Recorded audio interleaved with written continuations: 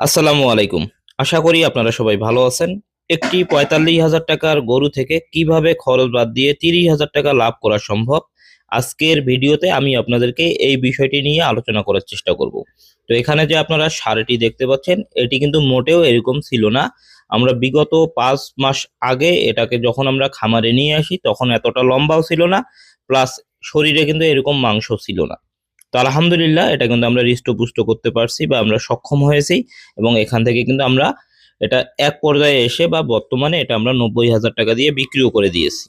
তো এটা আমাদের কেনা ছিল ৪৫,০০০ টাকা, এবং যেহেতু ষাঁড় গরু কম খায়, এবং আমি আপনাদেরকে বলছি আমি যে মাল্টিভিটামিন মিশ্রিত খাবারটা খাওয়াই, এটা ষাঁড় গরুর ক্ষেত্রে অল্প পরিমাণ দিলেই কিন্তু কাজ হয়ে যায়।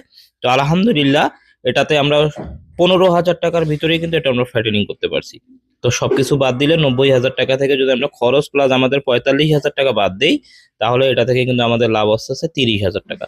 এটা ৫ মাসের পরিবর্তনে আমরা এরকম হৃষ্টপুষ্ট করতে পারছি।